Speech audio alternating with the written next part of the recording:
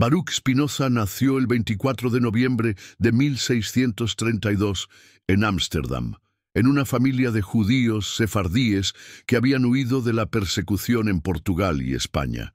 Su apellido original era Espinosa, pero con el tiempo adoptó la forma Espinosa. Su familia, como muchas de la comunidad judía portuguesa en los Países Bajos, llegó a Ámsterdam buscando algo que parecía imposible en aquella época: libertad para pensar y practicar su fe sin temor a ser castigados. Ese ambiente de refugio, mezcla de gratitud y trauma heredado, marcó su niñez. Su padre, Miguel Espinosa, era un comerciante respetado, dedicado al comercio marítimo. Trabajó duro para levantar a la familia después de perder su primera esposa y varios de sus hijos antes de que Baruch naciera. Su madre, Hannah Deborah, murió cuando Espinosa aún era un niño, por lo que creció bajo la estricta influencia de su padre y de la comunidad judía que buscaba preservar sus tradiciones en un mundo cambiante.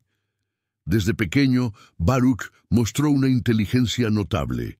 A los pocos años ya dominaba el hebreo, aprendía textos religiosos y absorbía enseñanzas con facilidad. Sin embargo, a diferencia de otros niños que memorizaban sin cuestionar, él hacía algo que pocos se atrevían a hacer. Preguntaba ¿por qué? Esta simple palabra se iba a convertir en su sello de vida. La escuela judía a la que asistió se centraba en el estudio de la Torá y el Talmud, la historia del pueblo judío y las normas religiosas. Allí aprendió lógica, gramática y algunos principios de filosofía judía. Las expectativas eran claras. Spinoza debía convertirse en un rabino o en un miembro destacado de la comunidad. Pero había un detalle que no encajaba con su personalidad. Él no se conformaba con repetir las creencias recibidas. Quería comprender el origen de las ideas, cuestionar los dogmas y buscar verdades que no dependieran solo de la tradición. Su juventud también estuvo marcada por la diversidad cultural que se respiraba en Ámsterdam. A diferencia de muchas ciudades europeas, en los Países Bajos coexistían comerciantes, cristianos, judíos, artistas, inmigrantes y filósofos. Había libertad de comercio y, aunque limitada, también más libertad de pensamiento. Las calles, los puertos y los mercados eran un punto de encuentro para nuevas ideas. Fue ahí donde Baruch empezó a escuchar sobre ciencia, sobre los nuevos descubrimientos de Galileo, Descartes y el avance de nuevos métodos de conocimiento que chocaban con las creencias tradicionales. Sin embargo, la vida no fue fácil. Cuando Spinoza tenía apenas 6 años, una epidemia golpeó Ámsterdam y se llevó a su madre. Más tarde, también vio morir a su hermano Isaac, y la responsabilidad del negocio familiar cayó mayormente sobre el padre. Esa exposición temprana al sufrimiento y a la fragilidad humana sembró en Spinoza una pregunta profunda que lo acompañaría toda la vida. ¿Qué controla realmente nuestra existencia? ¿El destino, Dios o algo más complejo? Cuando llegó a la adolescencia, no solo destacaba como un estudiante brillante, sino también como alguien tranquilo, reservado y muy observador. Prefería escuchar antes que hablar, pensar antes que discutir y comprender antes que juzgar.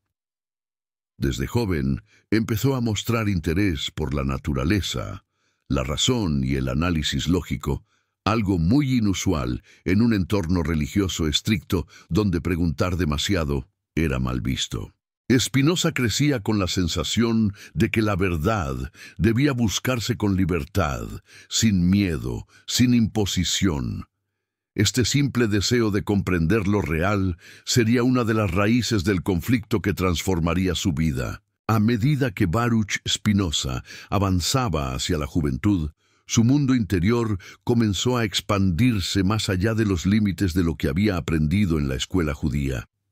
Aunque seguía estudiando textos sagrados con dedicación, su curiosidad lo empujaba a explorar otras fuentes de conocimiento, Este interés, que al principio era silencioso y discreto, lo llevó a vivir un proceso interno que fue transformándolo lentamente. Cuando su padre falleció en 1654, Spinoza tenía 22 años. Esa muerte marcó un antes y un después. Él y su hermano menor tuvieron que hacerse cargo del negocio familiar de comercio, pero Spinoza no tardó en mostrar un desapego casi sorprendente hacia lo material. Mientras otros jóvenes habrían visto el comercio como una oportunidad para prosperar, él lo vivió como una carga que lo alejaba de lo que realmente deseaba: estudiar, pensar y buscar la verdad. Fue en estos años cuando comenzó a relacionarse con personas fuera de la sinagoga. Ámsterdam era uno de los centros intelectuales más vibrantes de Europa, y Spinoza no pudo resistir la atracción de nuevas ideas. Los cafés y las reuniones privadas eran lugares donde se hablaba de ciencia, filosofía, política y religión, sin las ataduras que imponían las instituciones tradicionales. Allí escuchó hablar de un mundo que desafiaba las bases mismas sobre las que había sido educado. Un punto clave en su despertar intelectual fue el contacto con el pensamiento de René Descartes. La filosofía cartesiana, basada en la razón y en el análisis crítico, era un terremoto para cualquier persona de la época. Para Spinoza fue una ventana hacia un horizonte completamente diferente. No significó que copiara sus ideas, sino que descubrió que existía un camino racional para entender la existencia sin depender únicamente de la religión. Esta revelación encendió algo dentro de él. A partir de ese momento, Spinoza comenzó a estudiar por su cuenta latín, lógica, matemáticas, física y filosofía moderna. Este acto en sí mismo era revolucionario para un joven judío de su época. Aprender latín le abrió la puerta a textos que antes le estaban prohibidos. Con el tiempo, empezó a analizar críticamente los escritos bíblicos, no como un creyente, sino como un investigador. Preguntaba por la coherencia interna de los textos, buscaba el origen de cada idea y trataba de entender si la moral religiosa tenía un fundamento universal o era simplemente una construcción humana. Pero sus preguntas no pasaron desapercibidas. En su comunidad judía, la libertad de pensamiento tenía un límite.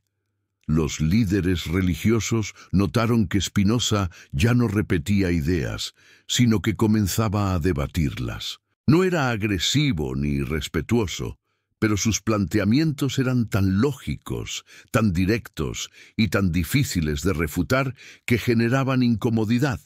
Un joven brillante que piensa por sí mismo puede ser inspirador o peligroso, según quien lo juzgue. Una anécdota de este periodo cuenta que Spinoza discutió con un maestro sobre la idea de un Dios con forma humana y con características humanas, tal como se mencionaba en algunos pasajes bíblicos. Spinoza afirmó que imaginar a Dios como un ser que siente ira, celos o favoritismo era reducirlo al nivel de los hombres. Para él, si existía un Dios, debía ser algo mucho más grande, infinito y ajeno a las pasiones humanas. Esa afirmación, que hoy parece lógica para muchos, era un desafío frontal a la interpretación tradicional. Algunos lo escucharon con interés, otros se alarmaron. Otra historia señala que Spinoza comenzó a cuestionar por qué ciertas normas religiosas se aplicaban de manera tan estricta cuando su origen parecía estar más vinculado al contexto histórico que a una verdad eterna. Estas reflexiones empezaron a circular, y algunos miembros más jóvenes de la comunidad comenzaron a acercarse a él para hablar en privado. Spinoza no buscaba seguidores, pero su forma calmada y razonada de pensar comenzaba a tener influencia. Mientras tanto, su desapego de la vida material se hacía evidente. Cuando él y su hermano heredaron deudas del negocio familiar, Spinoza aceptó renunciar formalmente a la herencia. Se conformó con una cantidad mínima, suficiente para vivir de manera sencilla. Su decisión sorprendió a todos. ¿Qué joven renunciaría a dinero y propiedades en una época en la que la seguridad económica era difícil de lograr? Para Spinoza, la paz interior y el tiempo para pensar valían más que cualquier riqueza. En estos años también comenzó a formarse una característica que lo acompañaría toda su vida: su serenidad. Aún en medio de tensiones e incomprensiones, Spinoza mantenía la calma, hablaba con respeto y renunciaba al conflicto violento. Él creía que la razón era una herramienta para encontrar claridad, no para imponerse sobre los demás. Esto lo hacía diferente. No era un rebelde impulsivo, sino un pensador firme y tranquilo. Sin embargo, su creciente independencia intelectual tenía consecuencias inevitables. Rumores comenzaron a moverse dentro de la comunidad. Algunos líderes temían que sus ideas pudieran influenciar a otros y poner en riesgo la estabilidad religiosa. Había quienes lo consideraban brillante, pero también quienes lo veían como una amenaza. Spinoza vivía una transformación interna intensa, pero lo hacía en silencio. Cada duda que nacía en él no lo alejaba de la verdad, lo acercaba. Poco a poco, sin que nadie lo notara por completo, Spinoza empezaba a construir su propio camino. Un camino que pronto lo enfrentaría de manera directa con la institución que lo había formado desde la niñez. El pensamiento de Spinoza, cada vez más audaz, no tardó en llevarlo a una confrontación abierta con las autoridades religiosas de su comunidad. Para el año 1656, cuando tenía apenas 23 años, su nombre ya era motivo de preocupación dentro de la sinagoga portuguesa de Ámsterdam. Las discusiones teológicas en las que participaba, sus ideas sobre la naturaleza de Dios y su costumbre de razonar cada punto doctrinal con una lógica implacable, habían despertado tanto admiración como miedo. Los rabinos intentaron primero atraerlo de nuevo al redil. Lo citaron en varias ocasiones para que explicara sus ideas y, según algunas fuentes, incluso le ofrecieron un incentivo económico si prometía mantenerse dentro de los límites de la ortodoxia. Pero Spinoza no era un hombre de apariencias. Él no se negaba por rebeldía, sino por coherencia. No podía afirmar lo que no creía, ni callar lo que consideraba verdadero. Sus ideas, aunque todavía no estaban desarrolladas en forma de libros, ya contenían los principios que lo definirían. La creencia en un Dios, que no es una persona ni un juez, sino la totalidad de la naturaleza misma. Según él, todo lo que existe, los planetas, las plantas, los animales, los seres humanos, el pensamiento, la materia, es una manifestación de la misma sustancia divina. No hay nada fuera de Dios, porque Dios es la realidad. Este pensamiento era completamente incompatible con la religión tradicional, que separaba a Dios del mundo y colocaba a los hombres como seres creados bajo su voluntad. A finales de ese año, los líderes de la comunidad decidieron que ya no podían tolerarlo. El 27 de julio de 1656, Baruch Spinoza fue excomulgado formalmente de la comunidad judía mediante el cherem, una forma de expulsión que equivalía a una condena moral y social. El texto de la excomunión fue particularmente severo. Lo declaraba maldito de día y de noche, mientras duerma y mientras esté despierto, y prohibía a todos los miembros de la comunidad hablarle o siquiera acercarse a él. Era, en la práctica, un destierro espiritual y humano. No se conocen con certeza las palabras que Spinoza pronunció en ese momento, pero los registros indican que recibió la noticia con una calma sorprendente. Algunos testigos contaron que al salir de la sinagoga pronunció una frase sencilla pero poderosa: no obliga a nadie a obedecer, sino solo a comprender. No sabemos si lo dijo realmente, pero esa frase condensa su manera de ver el mundo. No buscaba venganza ni lástima, buscaba entendimiento. La excomunión lo dejó solo y sin recursos. Fue expulsado no solo del grupo religioso, sino también del círculo comercial y social al que pertenecía. Sin embargo, esa soledad se convirtió en su mayor libertad. Sin ataduras ni compromisos, Spinoza decidió dedicarse por completo a la filosofía. Cambió incluso su nombre. De Baruch, que en hebreo significa bendito, pasó a usar Benedictus, la versión latina del mismo nombre, símbolo de su nueva vida orientada al conocimiento racional. Poco después, dejó Ámsterdam y se trasladó a las afueras, a un pequeño pueblo llamado Rijnsburg, donde comenzó a vivir de forma modesta. Su vida diaria era sencilla hasta lo extremo. Ganaba dinero puliendo lentes ópticos, un trabajo artesanal que requería precisión y paciencia. Con el tiempo, se convirtió en un maestro en este oficio. Algunos científicos de su época, como Christian Huygens, llegaron a usar lentes fabricados por él. Este detalle es muy significativo. El hombre que buscaba claridad mental también se dedicaba a crear instrumentos para ver con más claridad el mundo físico. Una anécdota famosa de esos años dice que, cuando un fanático religioso intentó atacarlo en la calle con un cuchillo, Spinoza se defendió y salió ileso. En lugar de denunciar o vengarse, simplemente guardó el abrigo rasgado con un agujero de navaja como recordatorio de lo que el fanatismo puede causar. Años más tarde, todavía conservaba ese abrigo, doblado cuidadosamente como un símbolo de la necesidad de responder al odio con razón y serenidad. En Rijnsburg comenzó a escribir con mayor disciplina. Produjo sus primeros textos filosóficos, entre ellos un tratado que circuló de forma privada. Breve tratado sobre Dios, el hombre y su felicidad. Allí ya desarrollaba ideas que más tarde consolidaría en su obra más grande, la ética. En estos escritos, Spinoza planteaba que la felicidad no dependía de las posesiones ni del éxito, sino del entendimiento profundo de la realidad. Creía que cuanto más comprendemos cómo funcionan las cosas, menos esclavos somos de las emociones negativas como el miedo, el odio o la envidia.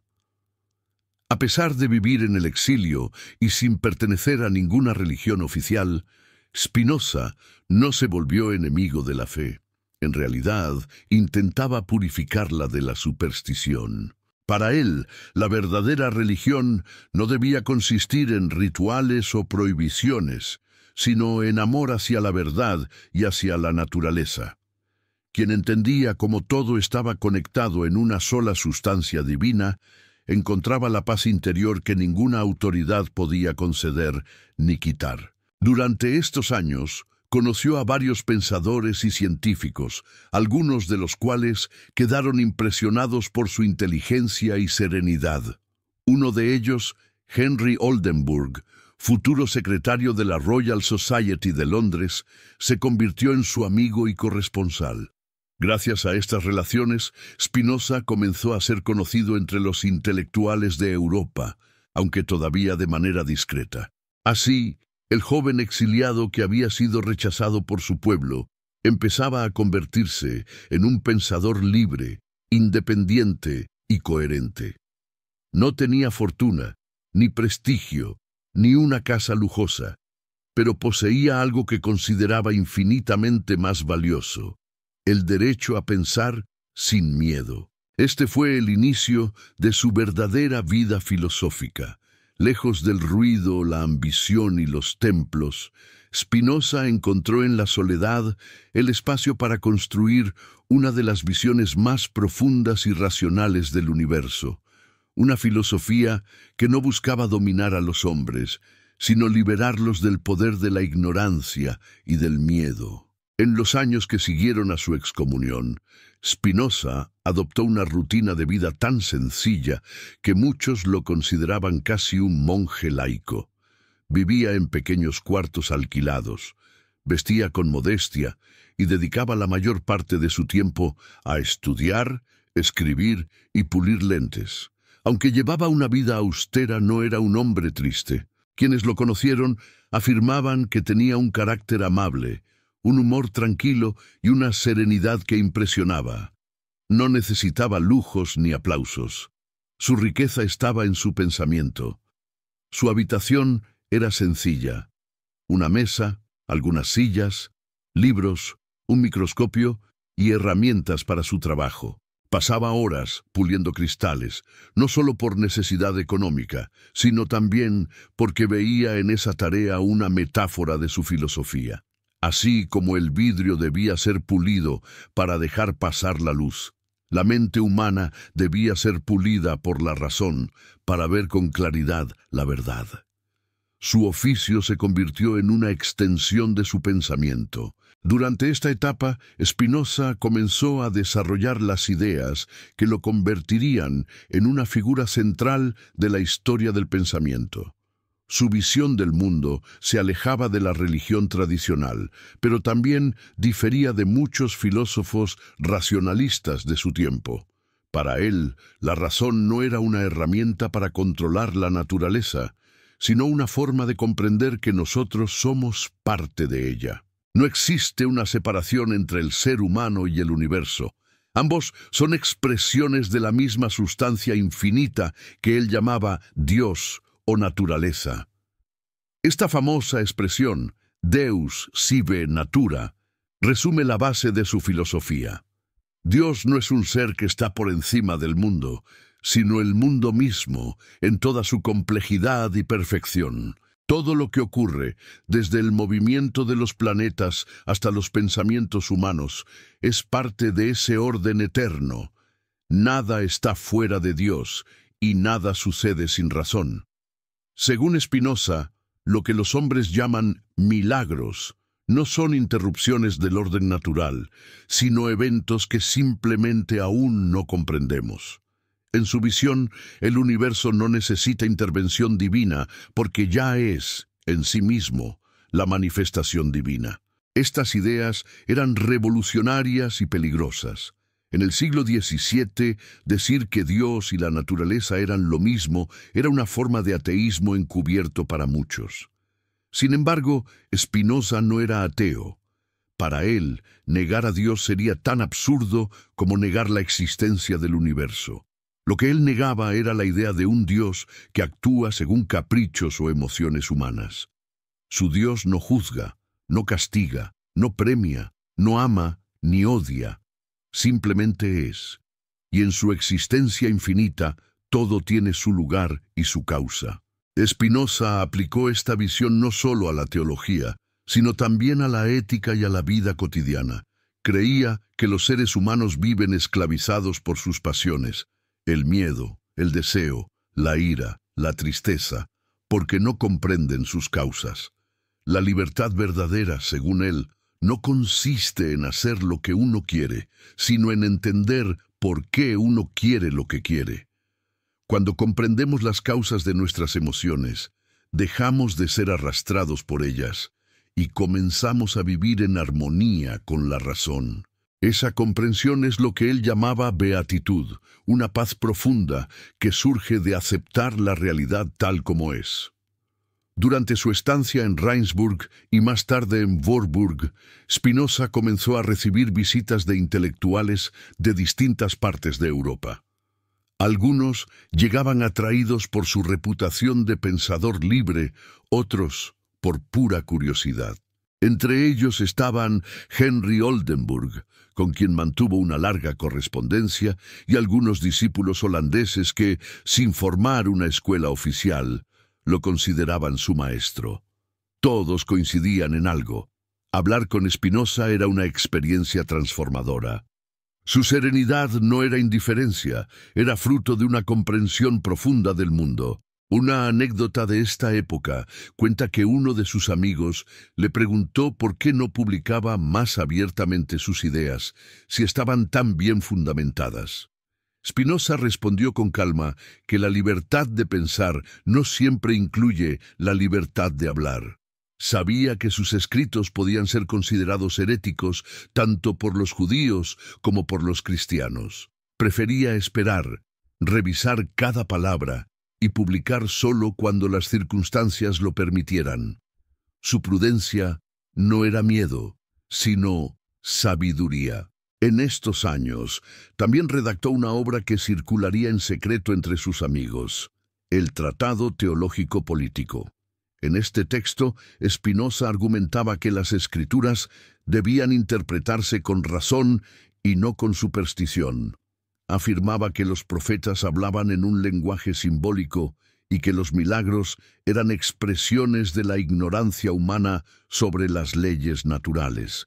Sostenía que la religión debía fomentar la justicia y la caridad, no el control político ni el fanatismo. Su mensaje principal era claro: la libertad de pensar y de decir lo que se piensa es el fundamento de una sociedad pacífica.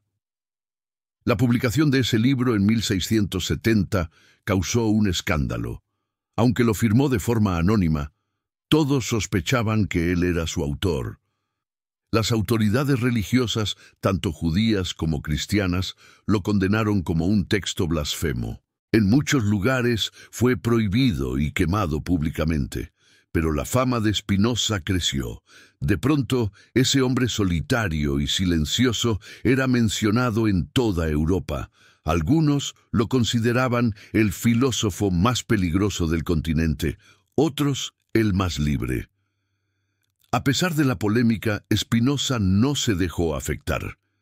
Continuó viviendo de manera tranquila, escribiendo y puliendo lentes, sin ambiciones ni resentimientos. Su salud, sin embargo, comenzó a deteriorarse lentamente.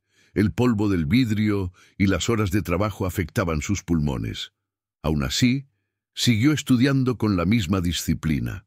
Cada día, sin importar el clima o su estado físico, dedicaba varias horas a escribir y reflexionar.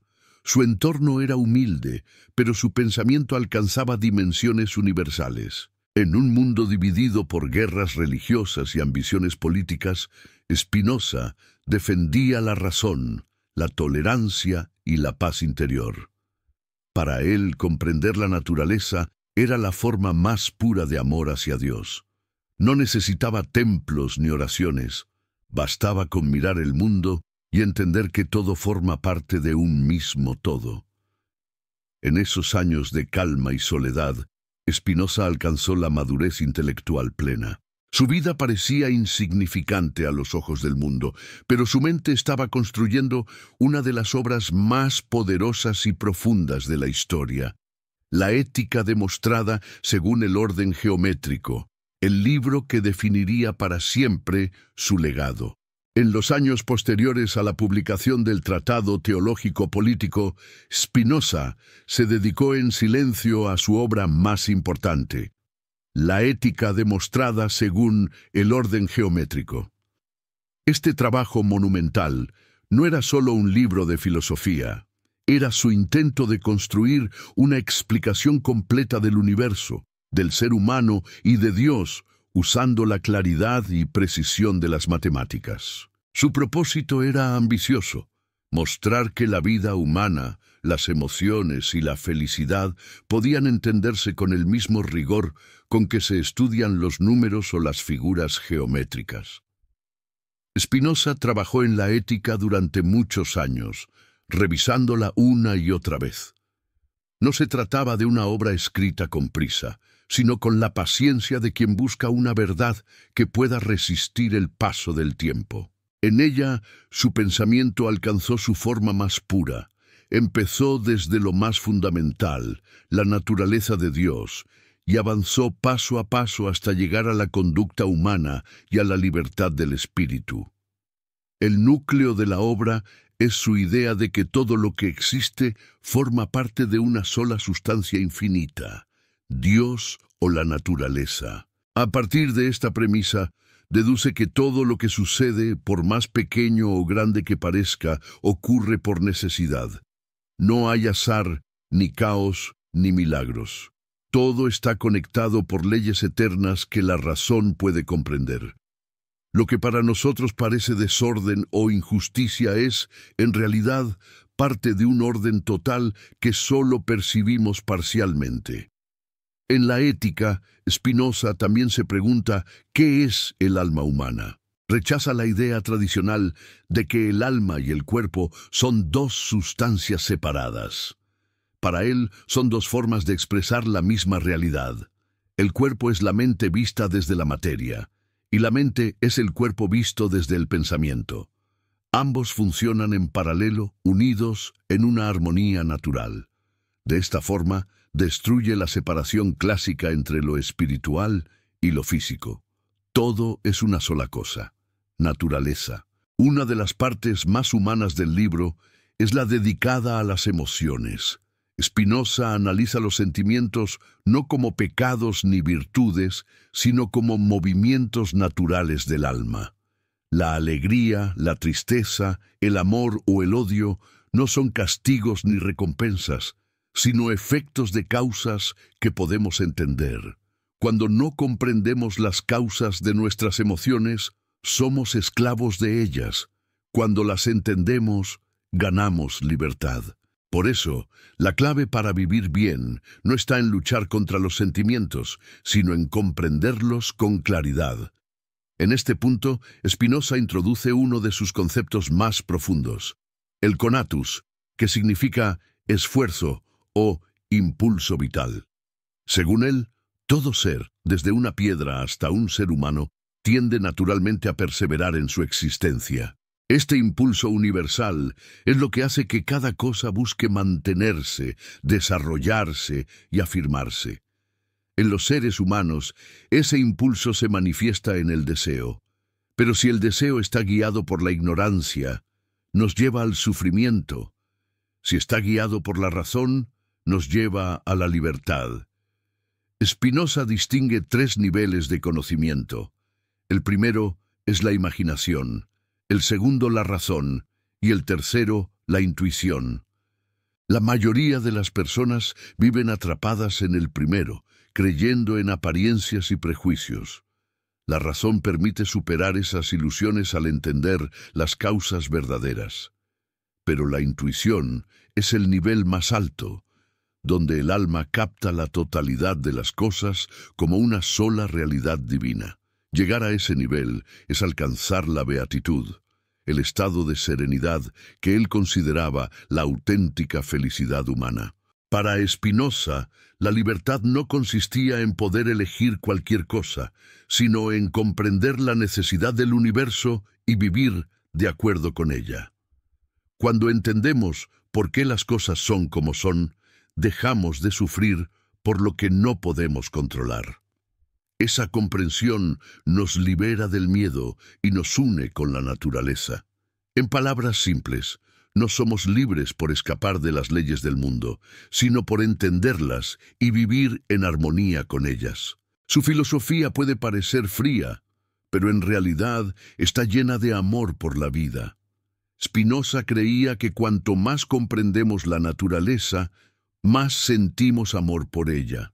Ese amor, que él llamó amor intelectual hacia Dios, es el sentimiento más alto al que un ser humano puede aspirar.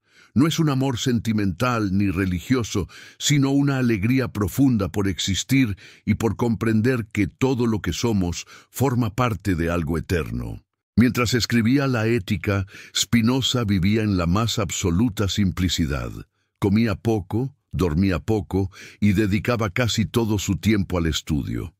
Sus vecinos lo veían como un hombre extraño, pero bondadoso, siempre tranquilo, siempre ocupado en su trabajo.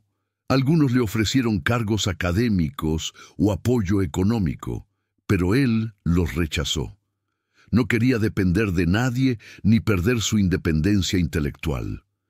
Su objetivo no era ser famoso, sino entender la verdad y vivir conforme a ella.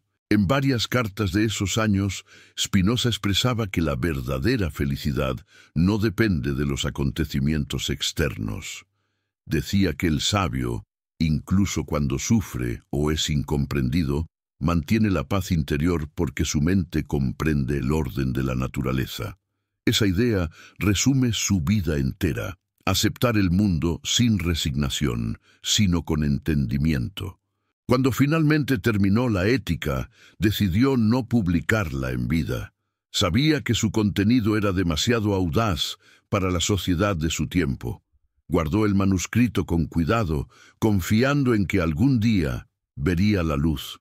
Y así fue. A su muerte, sus amigos lo publicaron, y el libro se convirtió en una de las obras más influyentes de toda la historia del pensamiento. En esa obra, Spinoza no solo buscó explicar el universo, sino enseñar a los seres humanos a vivir en paz con él. Su mensaje, en el fondo, era simple: el conocimiento libera, la razón purifica, y el entendimiento es la forma más alta de amor. Los últimos años de Baruch Spinoza fueron tan silenciosos como su vida entera. No hubo fama, ni discípulos numerosos, ni reconocimientos. Solo calma, reflexión y una paz interior que parecía no depender de nada externo. Vivía en La Haya, en una pequeña habitación alquilada dentro de la casa de un modesto pintor. A simple vista, nada distinguía ese lugar del resto de las viviendas humildes del barrio. Pero en esa habitación, entre microscopios, lentes de pulir y hojas escritas a mano, Spinoza seguía construyendo una de las mentes más lúcidas y libres de su tiempo. Su rutina era casi invariable. Se levantaba temprano, desayunaba algo frugal, generalmente pan, leche o una manzana, y luego se sentaba a trabajar. Durante la mañana se dedicaba a pulir lentes, su oficio que le proporcionaba un pequeño ingreso. Fabricaba piezas de una precisión extraordinaria, muy valoradas entre los científicos de la época. Muchos astrónomos y ópticos europeos utilizaban lentes creadas por él sin saber que provenían de las manos de un filósofo proscrito. Por la tarde, Spinoza se dedicaba a estudiar, escribir o leer. Mantenía correspondencia con algunos de los pensadores más importantes del siglo XVII, como Henry Oldenburg, secretario de la Royal Society de Londres. A través de esas cartas, debatía temas de filosofía, política, religión y ciencia. Pero lo hacía siempre con modestia y serenidad, como quien no busca tener razón, sino acercarse un poco más a la verdad. Pese a vivir aislado, no estaba completamente solo. Algunos amigos fieles, como Simon de Vries, Jarich Jelz y Ludwig Meyer, lo visitaban con frecuencia. Lo admiraban profundamente, no por su fama, sino por su carácter. Decían que Spinoza irradiaba una paz difícil de describir, que hablaba poco, pero que cada palabra suya dejaba una huella. A veces conversaban sobre filosofía, otras simplemente compartían un silencio tranquilo, interrumpido solo por el sonido del esmeril y el cristal. Su salud, sin embargo, se deterioraba lentamente. Desde joven había padecido problemas respiratorios, agravados por el polvo fino que inhalaba al pulir lentes. Años de trabajo en ese ambiente cerrado y lleno de partículas de vidrio habían dañado sus pulmones de forma irreversible. Los médicos le recomendaron descansar, pero Spinoza nunca se quejaba ni se detenía. Aceptaba el dolor con serenidad, convencido de que el cuerpo es parte de la naturaleza y que todo lo que le ocurre sucede por necesidad. No veía en la enfermedad una tragedia, sino un hecho natural. Se cuenta que cuando algunos amigos le insistieron en buscar tratamiento o cambiar de oficio, él respondió con calma: el hombre libre en nada piensa menos que en la muerte, y su sabiduría consiste en meditar no sobre el morir, sino sobre el vivir. Esa frase, que luego sería citada en todo el mundo, no era una pose filosófica, era su forma real de vivir. Spinoza no temía a la muerte porque creía que lo eterno en nosotros no puede morir.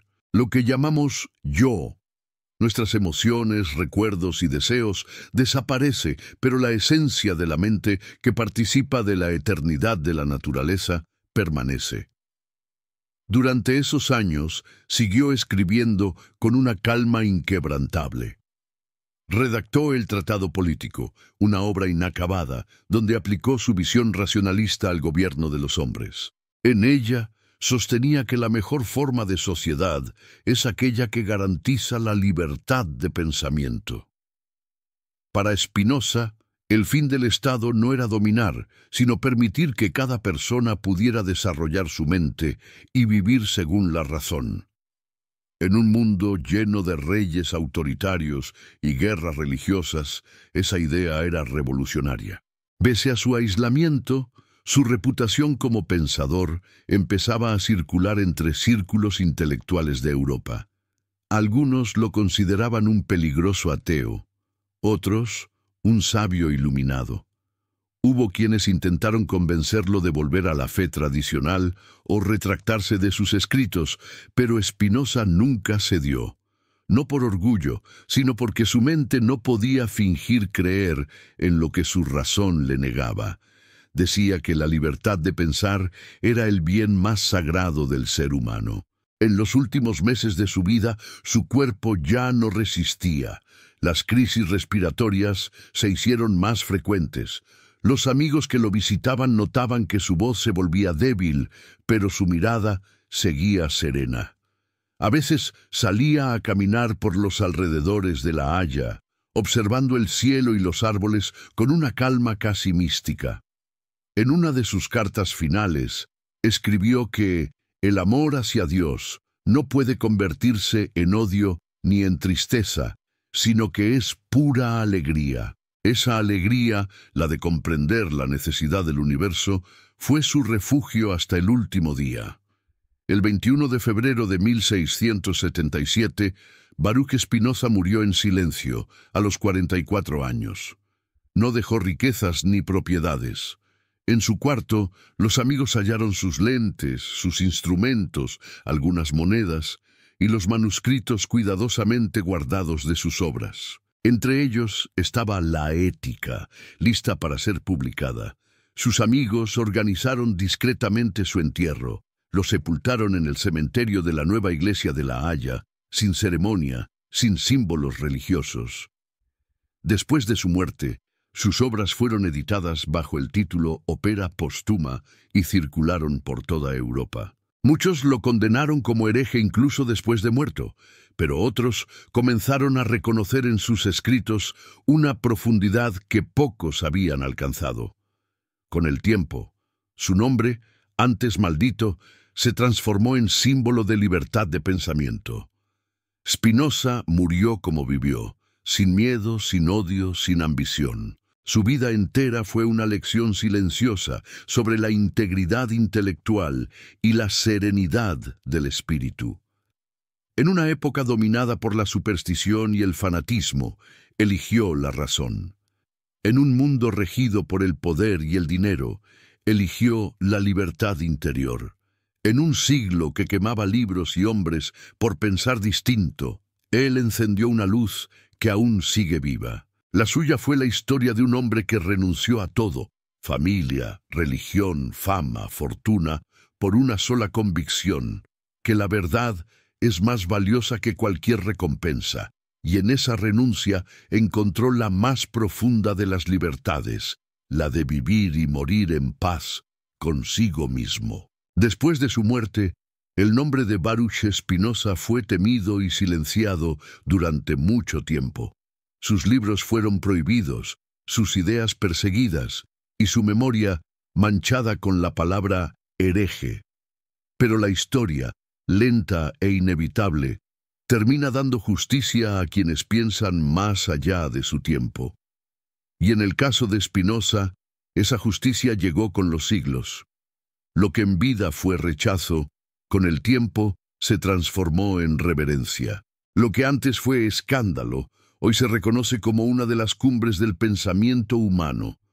Durante el siglo XVIII, las ideas de Spinoza comenzaron a circular entre los filósofos ilustrados. En secreto muchos lo leían. Voltaire, Diderot y Rousseau lo conocían, aunque pocos se atrevían a mencionarlo en público. Lo llamaban el hombre de Ámsterdam, casi como un código entre pensadores que comprendían que el mundo aún no estaba listo para esa forma de libertad. Spinoza había hecho algo que pocos se atrevían a hacer. Había disuelto la frontera entre Dios y la naturaleza. Para él, Dios no era un ser con rostro humano ni una voluntad que castiga o premia. Era el universo mismo, la totalidad infinita de lo que existe. Esa simple idea que él formuló con serenidad cambió el rumbo de la filosofía. En su obra Ética demostrada según el orden geométrico, Spinoza construyó una visión del mundo donde todo, desde una estrella hasta una emoción humana, es parte de la misma sustancia infinita. Nada existe fuera de Dios, porque todo es expresión de lo divino. En lugar de ver a Dios como un juez, lo entendió como una fuerza eterna que se manifiesta en cada cosa. Su frase más famosa lo resume: Deus sive natura, Dios o la naturaleza. Esa visión radical lo convirtió en el padre del pensamiento moderno sobre la unidad del universo. En ella no hay milagros, ni castigos celestiales, ni salvación en otro mundo. Solo hay naturaleza, razón y la posibilidad de comprender nuestra propia existencia. Spinoza nos enseñó que la verdadera libertad no consiste en hacer lo que queremos, sino en entender por qué queremos lo que queremos. Solo quien comprende las causas de sus deseos es libre de verdad. Durante el siglo XIX, su influencia creció silenciosamente. Goethe lo llamó el hombre más puro y más noble de todos los filósofos. Hegel lo consideraba el punto de partida de toda filosofía moderna. Para Hegel, entender a Spinoza era el primer paso para pensar con profundidad. Decía que quien no había sido espinosista alguna vez no podía considerarse filósofo. Y en el siglo XX su figura renació con una fuerza inesperada. Albert Einstein, el científico más célebre de la era moderna, confesó que creía en el Dios de Spinoza, ese Dios que no castiga ni premia, sino que se revela en la armonía del universo. Cuando le preguntaron qué significaba eso, respondió: creo en el Dios que se manifiesta en el orden perfecto de lo que existe, no en el Dios que se interesa por los destinos y las acciones de los hombres. Esa frase resume la herencia espiritual de Spinoza mejor que cualquier tratado. También filósofos como Nietzsche, Deleuze y Bertrand Russell reconocieron su grandeza. Nietzsche lo veía como un espíritu afín, un precursor de la afirmación de la vida y del rechazo a la moral del miedo. Deleuze lo llamó el príncipe de los filósofos y dijo que en Spinoza la razón y la alegría se confunden hasta formar una sola sustancia. Incluso Freud y los psicólogos modernos encontraron en él una intuición profunda, que nuestras emociones y pensamientos están sujetos a causas naturales y que comprenderlas es el camino hacia la libertad interior. Pero su influencia no se limita a los filósofos o científicos. Spinoza cambió la forma en que el ser humano se concibe a sí mismo dentro del universo. Antes de él, el hombre se veía como algo separado del mundo, una criatura colocada por Dios para dominar la naturaleza. Después de él, la frontera entre el hombre y el cosmos comenzó a desvanecerse. Spinoza nos enseñó que somos parte de la misma realidad infinita, una expresión más de la misma energía que mueve las estrellas y da forma a la materia. Su filosofía no fue solo pensamiento abstracto, fue una ética de vida. Enseñó que la felicidad verdadera nace de la comprensión, no de la posesión. Que el amor más alto es el amor intelectual hacia Dios, es decir, la alegría de entender el orden de las cosas. En un mundo lleno de violencia, envidia y ambición, él propuso la serenidad como forma de sabiduría. Y lo más impresionante es que no solo escribió sobre eso, lo vivió hasta el final. Hoy, siglos después, su figura sigue creciendo. Muchos lo ven como un puente entre la ciencia y la espiritualidad, entre la razón y la paz interior. En un tiempo donde las creencias se enfrentan, su voz resuena más actual que nunca. La invitación a pensar por uno mismo, a buscar la verdad sin miedo y a encontrar en la comprensión del mundo el más profundo de los amores. Spinoza no dejó templos, ni iglesias, ni sectas. No quiso fundar escuelas, ni levantar monumentos, pero dejó algo mucho más grande, una manera de mirar la realidad sin temor. Nos enseñó que la libertad no es un regalo divino ni un privilegio político, sino un acto de comprensión interior.